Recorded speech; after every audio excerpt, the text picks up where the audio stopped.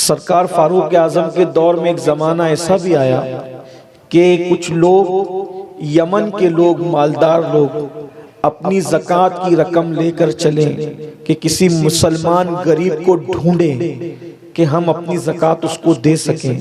وہ یمن سے لے کے مدینہ منورہ تک آئے لیکن ان کو کوئی غریب مسلمان نہیں ملا جو زکوٰۃ کا مستحق تھا کہ وہ اس کو زکوٰۃ دے سکے۔ یہ قرآن تھامنے کی برکت تھی۔ قرآن تھامنے کا مطلب کیا؟ پہلی بات تو قرآن پڑھو، پہلا مرحلہ قرآن تھامنے کا قرآن پڑھو۔ دیکھو جو لوگ مسلمان ہیں اور قرآن پڑھنا نہیں جانتے ان کے لیے بزرگان دین نے فرمایا جنہوں نے دنیا میں قرآن پڑھنا نہیں سیکھا جب وہ قیامت کے دن اٹھیں گے تو اندھے اٹھیں گے۔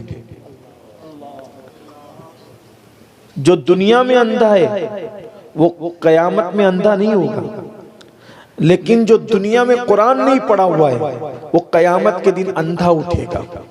اب بتاؤ جو اندھا اٹھے گا وہ جنت میں کیسے جائے گا؟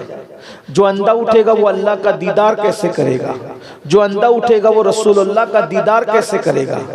کیا لگتا ہے قرآن پڑھنے میں؟ ہم نے کمپیوٹر تو سیکھ لیا، موبائل تو سیکھ لیا، سب سیکھ لیا۔ اگر آپ ایک اچھے حافظ قرآن کے پاس صرف 3 مہینہ دے دو تو 3 مہینے میں آپ قرآن سیکھ سکتے ہو۔ قرآن سیکھنے کے لیے زیادہ مشکل نہیں ہے۔ اگر 3 پارے بھی صحیح سے آپ نے پڑھ لیے پھر آپ 30 پارے خود ہی سے پڑھ لو گے۔ جیسے آپ اردو پڑھنا سیکھ لیتے ہو، انگلش پڑھنا سیکھ لیتے ہو، پھر بھی کوئی کتاب آپ کو دے دی جاتی ہے تو آپ اس کو پڑھ لیتے ہو، فرفر پڑھ لیتے ہو۔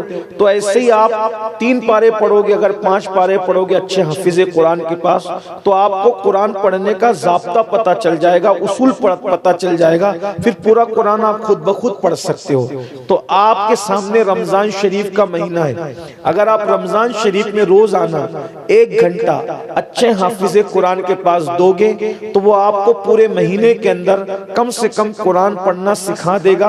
اور قرآن پڑھیے، میں یہ نہیں کہتا کہ آپ 1.5 پارہ پڑھو، 2 پارہ پڑھو، صرف قرآن روزانہ کنز الایمان ترجمے کے ساتھ 1 صفحہ پڑھ لو، بس روزانہ موبائل میں ڈاؤن لوڈ کر لو، 1 صفحہ پڑھ لو، اس کی برکت دیکھو۔ پہلی برکت دیکھیے، ہمارا جو جسم ہے وہ دیسی ہے، ہمارا جسم دیسی ہے اور ہماری روح پردیسی ہے۔ ہماری روح، جسم مٹی سے بنا ہے، ہوا سے بنا ہے، آگ سے بنا، پانی سے بنا، یہ سب زمینی چیز ہے۔ آگ، ہوا، پانی، مٹی، 4 چیزوں سے جسم بنا، اور روح نور سے بنی، تو روح پردیس سے آئی۔ تو اب جو پردیس میں رہتا ہے، جو پردیس میں رہتا ہے وہ بے چین رہتا ہے، جو پردیس میں رہتا ہے وہ بے چین رہتا ہے، جو دیس میں رہتا ہے وہ پرسکون رہتا ہے۔ تو اب یہ جو روح ہے یہ پردیسی ہے، تو یہ جسم میں بے چین رہتی ہے۔ تو پردیس میں سکون کیسے ملتا ہے؟ یا تو دیسی مل جائے، لوگ اس دیس کے مل جائے، یا تو دیس سے خطا جائے، یا تو دیس کے لوگ ملیں یا تو دیس سے خطا۔ اگر ہم مدینہ شریف جائیں، حج کو جائیں، تو آپ پوچھئے اپنے علاقے والوں سے، اگر انڈیا کا کوئی حاجی مل جاتا ہے تو ہماری عید ہو جاتی ہے، اور اگر جھارکھنڈ والوں کو جھارکھنڈ کا حاجی مل جائے تو ان کی عید ہو جاتی ہے، یوپی والوں کو یوپی کا، یعنی کوئی اپنا مل گیا اب مزہ آئے گا۔ تو پردیس میں کوئی اپنا چاہیے، اور اگر اپنا نہیں ملتا تو ایک دور گزرا ہے، ابھی تو فیس بک کا، یوٹیوب کا اور موبائل کا دور ہے، تو اگر کسی کا فون آ گیا تو کتنا مزہ آتا ہے۔ جب آدمی پردیس میں رہتا ہے تو گھر والوں کے فون پہ لمبی لمبی باتیں کرتا ہے، کیوں؟ کہ بھئی تم نہیں تو تمہارا پیغام صحیح، ایسا ہی ہے نا۔ تو اب ہماری روح پردیسی ہے، یہ بے چین رہتی ہے۔ تو اللہ تعالیٰ نے اس پردیس میں، تو چونکہ اب اس کو سکون کہاں ملے گا؟ اللہ کے پاس سے آئی ہے، تو اللہ کے پاس جانے کے بعد ہی اس کو سکون ملے گا، تو اللہ کے پاس تو ابھی جا سکتی نہیں۔ تو اللہ نے اس کے سکون کے لیے کیا کیا؟ پہلے دور ایسا تھا جب لوگ سعودی میں رہتے تھے، دبئی میں رہتے تھے، افریقہ، امریکہ میں رہتے تھے، یہاں کے لوگ جا کر تو ان کو جب اپنے ملک سے اپنے دیش سے خط جاتا تھا تو وہ کچھ لوگ خط کو چومتے تھے. موبائل کا جب دور نہیں تھا آنکھوں سے لگاتے تھے, سر پہ رکھتے تھے, میری امی کا خط آیا, میرے ابا کا خط آیا, میری بیوی کا خط آیا, میرے بچے کا خط آیا, اور اس خط کو وہ بار بار پڑھتے تھے.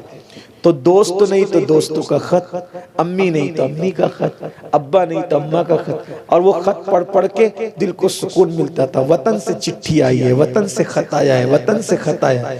بلا تمثیل اللہ پاک نے جب اس پردیس میں روح کو بھیجا تو اس روح کو اب اللہ سے ملنا ہے, ابھی تو وقت آیا نہیں ملنے کا, تو یہ بے چین رہے گی. تو اس کو سکون عطا کرنے کے لیے یہ روح جہاں سے آئی ہے اسی دیش سے ایک پیغام بھی بھیجا, اسی پیغام کو قرآن کہتے ہیں. تو وہی یار نہیں تو یار کا پیغام صحیح, یار نہیں تو یار کا اب اس کو پڑھتے جاؤ تو روح کو سکون ملتا جائے. آج لوگ کیا کہتے ہیں کہ ہمیں سکون نہیں ہے, تو آپ تو جہاں کی پردیسی یہ روح ہے اس پردیس کے پیغام کو آپ پڑھتے ہی نہیں, آپ تو صرف سب الجھے ہوئے ہیں, اپنے جو جسم کا دیش ہے اس میں الجھے ہوئے ہیں. لیکن جو روح کا دیش ہے اصل میں جسم کو سکون روح کے سکون کی وجہ سے ملے گا, اور روح کو سکون کہاں سے ملے گا جب اس کے دیش کی بات کرو گے. تو اس کے دیش کی بات کیا ہے؟ اس کے دیش کی بات قرآن ہے, اس کے دیش کی بات ذکر اللہ ہے, اس کے دیش کی بات ذکر رسول ہے. تو جب آپ اس کے دیش کی بات کرتے ہو تو پھر اس کو سکون ملنے لگتا ہے. تو اگر مسلمان سکون چاہتے ہیں تو قرآن کی طرف آئے. کیا کتاب ہے یہ قرآن, سبحان اللہ. اس کو دیکھو تو ثواب, اس کو پکڑو تو ثواب, اس پہ انگلی رکھو تو ثواب, اور پھر پڑھو تو ثواب. بلکہ اگر ایک حرف پڑھو تو اللہ تعالیٰ ایک حرف پہ 10 نیکی عطا فرماتا ہے. اور پھر وہ حرف آقا ارشاد فرماتے ہیں میں یہ نہیں کہتا کہ الف لام میم ایک حرف ہے, نہیں, آقا فرماتے ہیں الف ایک حرف ہے, لام ایک حرف ہے, میم ایک حرف ہے. یعنی جو الف لام میم پڑھتا ہے اللہ اس کو 30 نیکی عطا فرماتا ہے. اور مولا کائنات فرماتے ہیں اگر تم چاہتے ہو کہ اللہ تم سے باتیں کرے تو قرآن پڑھا کرو, اور اگر تم چاہو کہ تم اللہ سے باتیں کرو تو نماز پڑھا کرو. کتنی بڑی بات ہے. اللہ تعالیٰ نے ہمارے گھر میں اپنی کتاب, اور پھر قرآن کی شان یہ ہے جیسا قرآن اترا تھا ویسے ہی قرآن ہمارے درمیان موجود ہے. تو پہلے قرآن پڑھو, نمبر 2 اس کا ترجمہ پڑھو, اور پھر اس کو اپنی زندگی میں شامل کر. اگر قرآن ہم نے اپنی زندگی میں شامل کر لیا دنیا کی بڑی بڑی طاقتیں ہمارے قدموں میں جھکے گی. قرآن زندگی میں کیسے شامل کرو گے؟ دیکھو جیسے قرآن, اب بولنے کا طریقہ سیکھنا ہے تو قرآن سے کیسے سیکھیں؟ قرآن میں موجود ہے بولنے کا طریقہ. ہم سوچیں یار کیسے بولیں کہ سب ہم سے محبت کریں, سب ہم سے محبت کریں, کیسے بولیں؟ تو قرآن کہتا ہے یا ایھا الذین آمنوا اتقوا اللہ وقولوا قولا سدیدا. اے ایمان والو اللہ سے ڈرو اور میٹھی میٹھی باتیں کرو. وقولوا قولا سدیدا, سیدھی سیدھی میٹھی میٹھی باتیں کرو. تو اب بات کرنے کا طریقہ قرآن نے کیا سکھایا؟ میٹھی بات کرو. دشمن سے بھی بات کرو تو میٹھی بات کرو, دشمن سے بھی بات کرو میٹھی بات کرو, دوستوں سے بھی بات کرو میٹھی. فرعون جیسے کے پاس حضرت موسیٰ جا رہے ہیں تو اللہ نے کیا فرمایا؟ اے موسیٰ فرعون سے بات کرنا تو بھی نرم اور میٹھی بات کرنا. یعنی کافر سے مومن سے ہر ایک سے میٹھی بات کرو. میٹھی بات کرنے سے باتیں بنتی ہے اور سخت بات کرنے سے باتیں بگڑتی ہے. آپ دیکھیں طوطا پالا جاتا ہے, کوے نہیں پالے جاتے. کیا فرق ہے؟ طوطے میں مٹھاس ہے اس کی بولی میں, کوے کے اندر مٹھاس نہیں ہے. تو پتہ چلا کہ جہاں مٹھاس ہوگی اس بولی کی اہمیت ہوگی. آج ہم لوگ ابے تبے بکتے رہتے ہیں. یہ ابے کیا ہے؟ ابے بولنا تو لوگ عیب ہی نہیں سمجھتے. سرکار خواجہ بندہ نواز گسو دراز دلی گئے ہوئے تھے, وہاں ایک بہت بڑے حکیم اور مولانا رہتے تھے, عالم علامہ صدر الدین صاحب. تو وہاں پر وہ حکیم بھی تھے. ایک ہندو آیا, اس کا نام بنو تھا. اس نے دوا لینی چاہیے تو حکیم صاحب نے کہا ابے بنو, ابے بنو. تو حضور بندہ نواز جب وہ بنو چلا گیا تو آپ نے فرمایا آپ عالم ہیں, حکیم ہیں, اور آپ ابے بولتے ہو. ابے بولنا مسلمان کو زیبا نہیں ہے. تو انہوں نے اب اپنی سبکی مٹانے کے لیے تو آدمی کوئی نہ کوئی دفاع کرتا ہے، کہا حضرت وہ ہندو تھا، وہ کافر تھا، اس لیے میں نے اس کو ابے بولا۔ تو حضرت نے کیا فرمایا، وہ کافر تھا نا، آپ تو مسلمان ہو حضرت، اے زندہ باد، آپ کو ابے بولنے کا کیا؟ دیکھو یہ مذہب ہے، ہمارے مذہب میں ابے بولنے کی بھی اجازت نہیں ہے۔ تو جو مذہب ابے بولنے کی اجازت نہیں دیتا، وہ مذہب بیوی کو ماں بہن کی گالی دینے کی اجازت کیسے دے سکتا؟ کیا کہنا ہے؟ ایک کافر کو جو ابے بولنے سے منع کرے، صوفیہ کا مسلک دیکھو، جنہوں نے قرآن کو واقعی زندگی میں شامل کیا تھا نا، ان کی فکر دیکھو، کیوں وہ جانتے تھے ابے بولو، گالی دو، گانا گاؤ، کفر بکو، کچھ کرو، سب لکھا جا رہا ہے، اور یہ سب لکھا جا رہا ہے، اور قیامت کے دن تمہارے ہاتھ میں دیا جائے گا۔ اور قرآن کہتا ہے اقرا کتابک، اللہ کے سامنے پھر وہ جو تم نے بکا ہے وہ سب پڑھ کے سنانا ہوگا۔ برداؤ پڑھ کے سنا۔ حضرت عمر ابن عبدالعزیز کے بغل میں پھوڑا ہوا، لوگوں نے پوچھا آپ کو کہاں پر پھوڑا ہو گیا؟ بولے ہاتھ کے نیچے، توجہ کرنا، ہاتھ کے نیچے۔ تو حضرت نے فرمایا ہاتھ کے نیچے، تو لوگوں نے کہا اتنی لمبی بات کیوں کرتے ہیں آپ، سیدھے سیدھے بول دو بغل میں ہوا۔ تو کیا فرماتے ہیں، مجھے یہ بولتے شرم آ رہی ہے، بغل بولتے شرم آ رہی ہے، کیوں؟ کیونکہ میں جو کہوں گا وہ لکھا جائے گا، اور جو لکھا جائے گا وہ اللہ کے سامنے قیامت کے دن مجھے پڑھنا پڑے گا، تو لفظ بغل میں اللہ کی بارگاہ میں کیسے پڑھ سکوں گا، اس لیے مجھے بغل بولنے میں شرم۔ بغل میں کہہ رہا ہوں، انہوں نے پھر بھی بغل نہیں کہا، انہوں نے کہا جو تم کہہ رہے ہو وہ لفظ بولنے میں مجھے شرم آتی ہے۔ بتاؤ جنہوں نے پوری زندگی بغل نہیں کہا، بغل، کیونکہ اللہ کی بارگاہ میں پڑھنا پڑے گا۔ آپ کے قریب میں بھاگلپور ہے، وہاں پر ایک بہت بڑے مجدد اور بزرگ ہے حضرت مولانا شہباز رحمت اللہ علیہ، انہوں نے پوری زندگی اپنی زبان سے کبھی سراہی کا نام نہیں لیا، سراہی نہیں کہا انہوں نے پوری زندگی۔ میں علماء کی دعا چاہتا ہوں، دعا چاہتے ہوئے، انہوں نے پوری زندگی کبھی سراہی نہیں کہا۔ تو لوگوں نے کہا آپ سراہی کیوں نہیں کہتے؟ کہا اس لیے کہ اس کے اندر شراب پی جاتی ہے، تو جس برتن میں شراب پی جاتی ہے میں اس برتن کا نام بھی نہیں لوں گا، کیونکہ جو کہوں گا وہ لکھا جائے گا، اور جو لکھا جائے گا وہ اللہ کی بارگاہ میں مجھے پڑھنا پڑے گا۔ غور فرمائے، دیکھو یہ اسلام ہے، یہ مسلمان ہے۔ آج کل لوگ ہمیں کیوں ستاتے ہیں، اسلام کا مذاق کیوں اڑاتے ہیں ٹی وی پہ بیٹھ کے؟ کیونکہ لوگ ہمارا اسلام دیکھتے ہیں، لوگ ہمارا اگر ہم غریب نواز والا اسلام پیش کریں، اگر ہم قطب الدین بختیار کاکی والا اسلام پیش کریں، اگر ہم محبوب الہی والا اسلام پیش کریں، لوگ مذاق نہیں اڑا سکتے۔ سرکار جنید بغدادی کے دور میں ایک مسلمان تھا، اس نے اپنے کافر دوستوں کو کہا تو مسلمان ہو جا، بولے میں تیرا اسلام قبول نہیں کروں گا، میں جھوٹ بولتا ہوں تو بھی بولتا ہے، میں حرام کھاتا ہوں تو بھی کھاتا ہے، میں ناشتا ہوں تو بھی ناشتا ہے، میں شراب پیتا تو تیرے میں میرے میں فرق کیا ہے؟ میں نے تیرا اسلام قبول نہیں کرنا۔ وہ تھا ہوشیار مسلمان تھا، ہوشیار تھا، بولے ہاں بات تو یہ صحیح کہہ رہا ہے، اس نے کچھ نہیں کہا۔ بولے ہمارے پیر صاحب سے ایک بار مل لو، تو گئے جنید بغدادی کے پاس، وہاں 24 گھنٹے دونوں رہے۔ تو اس کافر نے خود کہا حضرت مجھے کلمہ پڑھا کر اسلام میں داخل، یعنی جنید بغدادی نے اس کو کہا نہیں کہ تم مسلمان ہو جاؤ، اس نے خود کہا میں مسلمان ہونا چاہتا ہوں۔ تو اس نے کہا میں نے تو دعوت دی، تو مسلمان نہیں ہوا، انہوں نے تو دعوت بھی نہیں دی اور تو مسلمان ہو گیا۔ کہا تیرا اسلام مجھے پسند نہیں ہے، جنید بغدادی کا اسلام مجھے پسند ہے۔ نعرہ تکبیر، نعرہ رسالت، مسلک اعلیٰ حضرت، تعلیمات صوفیاء کرام۔ آج لوگوں کو جو تکلیف ہے نا، وہ میرے اور آپ کے اسلام سے تکلیف ہے۔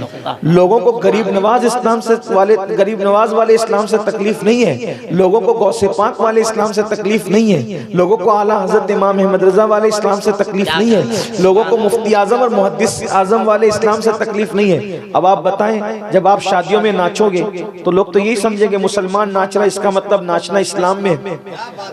اگر آپ شراب پیو گے تو لوگ تو یہی سمجھیں گے کہ مسلمان شراب پی رہے، اس کا مطلب شراب پینا اسلام میں ہے۔ اگر آپ جوا کھیلو گے تو لوگ تو یہی سمجھیں گے کہ جوا کھیلنا اسلام میں ہے۔ کسی لڑکی سے حرام تعلقات قائم کرو گے تو لوگ تو یہی سمجھیں گے کہ جو مسلمان کر رہا ہے یہ اسلام میں ہے، حالانکہ بولو اس کا اسلام سے کوئی تعلق ہے نہیں ہے۔ تو پھر آپ کرتے ہو تو بدنام کون ہوتا ہے؟ غریب نواز نے 90 لاکھ کلمہ پڑھایا، اس پہ نعرہ لگاتے ہو، اور آپ کی وجہ سے لوگ اسلام سے بدزن ہو رہے ہیں، اس کا دکھ کس کو ہوگا؟ اس کی تکلیف کس کو ہوگی؟ تو قرآن زندگی میں شامل کرو۔ اب میں تو آپ کو یہ مشورہ دیتا ہوں، اپنی ذات سے اسلام کو فائدہ نہیں پہنچا سکے نا آج تک، کم سے کم نقصان بھی مت پہنچاؤ۔ نقصان ہماری ذات سے پہنچ رہا ہے اسلام کا، تو بات کرنے کا طریقہ سمجھ میں آ گیا، میٹھی بات کرو، اچھی بات کرو۔ دیکھو ایک بات یاد آئی، کیسی میٹھی بات کرو، کوئی تمہارے منہ پر تمہارے خلاف بھی بولے نا، اس کو اچھا جواب دو۔ ایک اچھا واقعہ یاد ہے، میں تو سوچ رہا تھا کہ رات کے 3 بج گئے، سب لوگ چلے گئے ہوں گے، لیکن آپ کی محبتوں کو سلام کرتا ہوں۔ بارش ہے اور کوہرا ہے اور ٹھنڈی ہے، پھر بھی آپ لوگ ہیں، تو چلیں میں بھی ہمت کرتا ہوں کچھ عرض کرنے کی، ورنہ میں نے سوچا تھا کہ 10 منٹ بات کر کے ہم ختم کر دیں گے۔ حالانکہ تو دیکھیے مکہ المکرمہ کی سرزمین ہے، بات اچھی کرنے سے کیا تبدیلی آتی ہے؟ کوئی ہو، کوئی کتنا بھی آگ اگلے کڑوی بات کرے، ہمیں اچھی بات کرے۔ اللہ کے رسول علیہ السلام نے نیا اعلان کیا ہے نبوت کا، رسالت کا۔ مکے میں ایک نفرت کا ماحول ہے، جب بھی دیکھو نفرت کا ماحول ہوتا ہے نا، جزاک اللہ، نفرت کا ماحول ہوتا ہے نا، غلط پروپیگنڈا ہوتا ہے، تو غلط پروپیگنڈے کے موقع پہ ڈرنے کا نہیں، اس وقت ہمیں اپنے آپ کو پیش کرنے کا خوبصورت چانس ہوتا ہے۔ اس وقت تو دنیا اپنے خلاف جو بول رہی ہے نا، پریشان مت ہوئیے، ہمیں اپنے مذہب کو پیش کرنے کا خوبصورت موقع ہے، کیونکہ جب غلط پروپیگنڈا ہوتا ہے تو لوگ ہمیں چیک کرتے ہیں۔ صرف اپنا اخلاق درست کر لو، کردار درست کر لو، اپنا حلیہ درست کر لو، اور دنیا کے رنگ میں رنگنے کی بجائے قرآن کے رنگ میں رنگو، اپنے نبی کی سیرت کے رنگ میں رنگو۔ تو مکے میں ایک نفرت کا ماحول ہے، اور جب بھی نفرت اور محبتوں میں جنگ ہوتی ہے تو نفرت ہمیشہ ہارتی ہے، جیت ہمیشہ محبت کی ہوتی ہے۔ ہم محبت کو پھیلانے والے بنے، نفرت پھیلانے والے نہیں۔ سرکار محبوب الہی نے فرمایا تھا، کانٹوں کے مقابلے میں کبھی کانٹے مت بچھانا، ورنہ دنیا کانٹوں سے بھر جائے گی۔ کانٹے بچھا کے سکون نہیں ملتا، کانٹے اٹھا کے سکون ملتا ہے۔ نفرتوں کا ماحول تھا، ہنگامہ تھا۔ اللہ کے رسول علیہ السلام آخر عمر تک جوانی دکھتے رہے، 63 سال کی عمر میں بھی حضور علیہ السلام کو لوگ یا شباب یعنی اے جوان کہہ کے پکارتے تھے۔ اللہ نے اپنے محبوب کو بوڑھا نہیں کیا، بڑھاپے سے بچا کے رکھا۔ حضور علیہ السلام کے 11 یا 12 بال بھی سفید نہیں ہوئے تھے داڑھی کے کہ حضور نے پردہ فرمایا۔ تو مکے میں ماحول ہے، ہنگامہ ہے، طوفان بدتمیزی ہے۔ شام کا وقت ہو رہا ہے، بازار کے اندر لوگ جلدی جلدی اپنا سامان سمیٹ رہے ہیں، اور سامان سمیٹ کر کے جانے کی تیاری میں ہیں۔ ایک بڑھیا ہے جو یہودی ہے اور بہت کٹر ہے۔ عام طور پہ یوں بھی بوڑھی کسی بھی مذہب کی ہو، بوڑھی عورت کٹر ہی ہوتی ہے، بہت کٹر ہوتی ہے۔ ہاں اسی لیے فرمایا مذہبی معاملے میں بوڑھی عورتوں کی طرح بننے کی کوشش کرو۔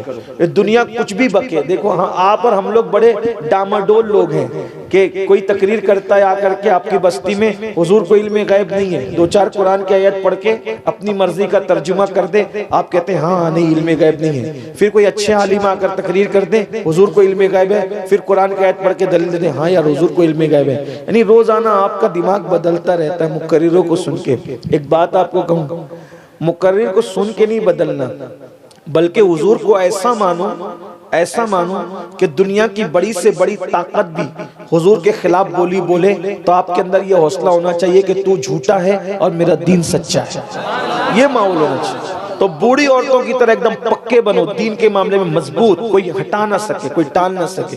کٹر تھی بڑی مضبوط تھی، لیکن سچائی مضبوط سے مضبوط چٹان کو پاش کر دیتی ہے۔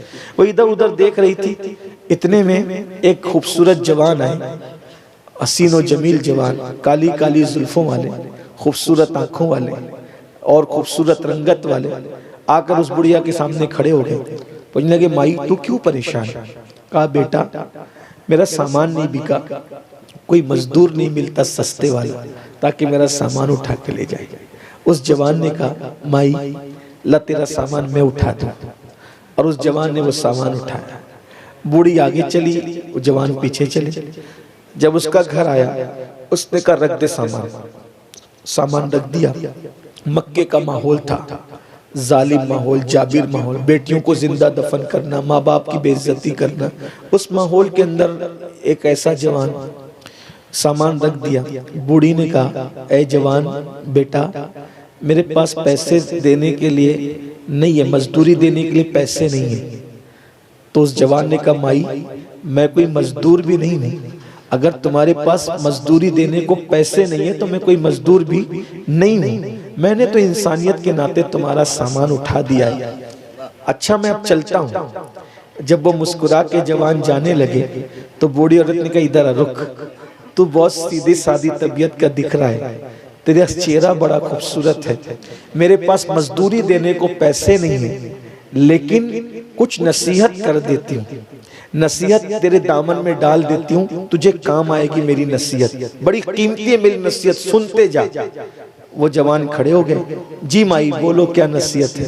اس نے کہا بیٹا مکے میں ایک جوان ہے، عبد المطلب کا پوتا ہے، عبداللہ کا بیٹا ہے، اس نے نبوت کا اعلان کیا کیا، ہر گھر میں جھگڑا لگا دیا، اس کی زبان میں اتنا اثر ہے کہ جو اس کے قریب جاتا ہے اسی کا ہو کے رہ جاتا ہے، تو اس کے قریب مت جانا ورنہ تو بھی اسی کا ہو جائے گا، سنا ہے کہ اس کی زبان میں اثر بہت ہے۔ اس جوان نے کہا مائی کہ جس محمد کی تم مخالفت کر رہی ہو تم نے اس کو دیکھا ہے؟ اس نے کہا نہیں۔ اس کی کوئی بات سنی ہے؟ کہا نہیں۔ کہا پھر میں نے لوگوں سے سنا ہے کہ اس نے نفرت کی آگ پھیلا رکھی، اپنے آپ کو نبی کہتا ہے، گھر گھر میں جھگڑا لگا رکھا ہے۔ دیکھو اب اس کے بعد اس جوان نے کہا مائی جس محمد کی تم مخالفت کر رہی ہو اگر میں یہ کہوں کہ وہ محمد میں ہی ہوں تو تم کیا کرو گی؟ اتنا سننا تھا۔ اس نے کہا اللہ کی قسم اگر وہ محمد تو ہی ہے تو میں تیرا کلمہ پڑھ کے مسلمان ہو جاؤں گا۔ سبحان اللہ سبحان اللہ سبحان اللہ۔